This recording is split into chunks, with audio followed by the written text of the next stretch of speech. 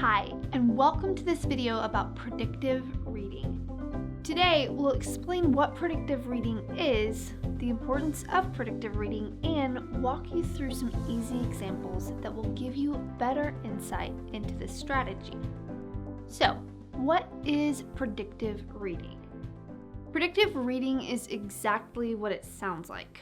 Readers use their own experiences and understanding of what they're currently reading to predict what comes next. Let's break that down a little further. Readers use everything they read to help make their predictions.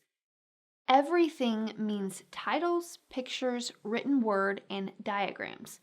For example, let's say you're reading about the price of milk.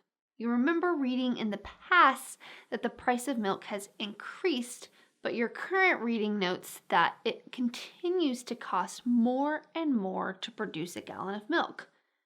You can reasonably predict that the price of milk will continue increasing.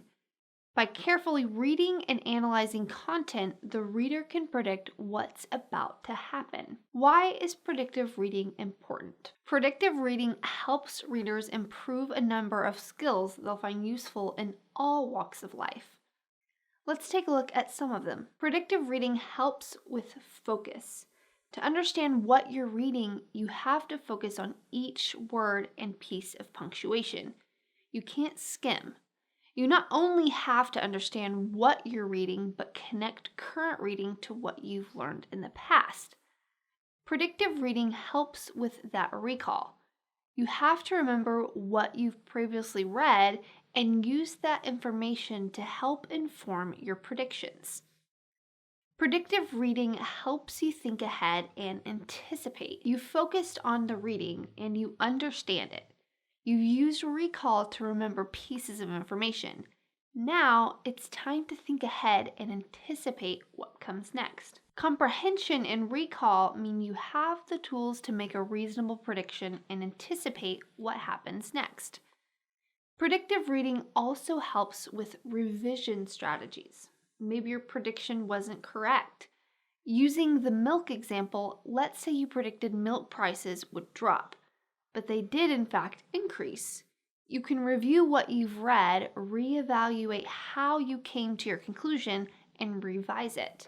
Those are just a few of the benefits of predictive reading.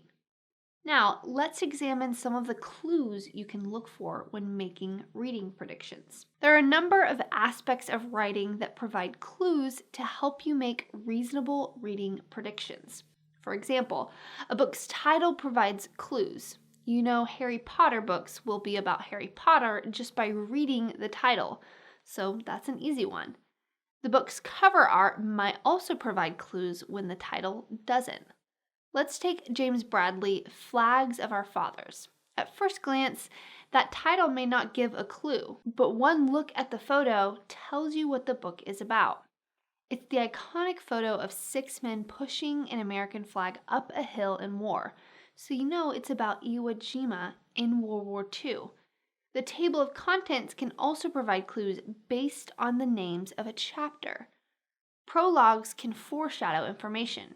Illustrations can provide clues based on what they show. So here's a predictive reading example and how you can use all of the information we've talked about to make a prediction. Here's the title of a book, When We Lost Our Innocence.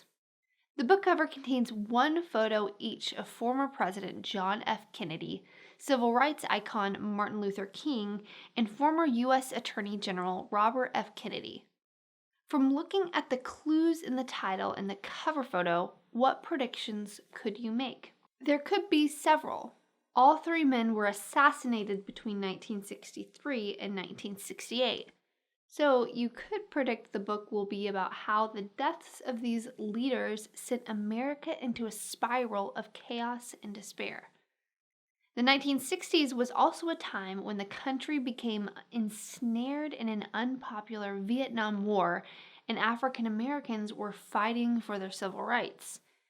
You could predict the book examines how the deaths of these 3 men left a leadership void at a time the country needed it most.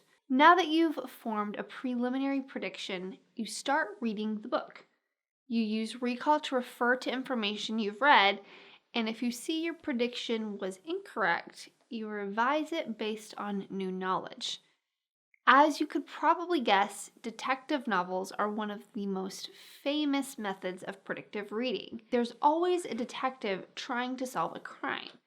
There are clues throughout the book that can help you determine the identity of the bad guy.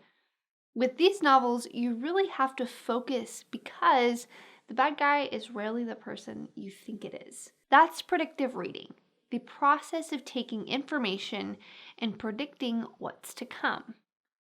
The predicting part is always fun, but the ability to focus, recall information, think ahead, and revise are all valuable skills.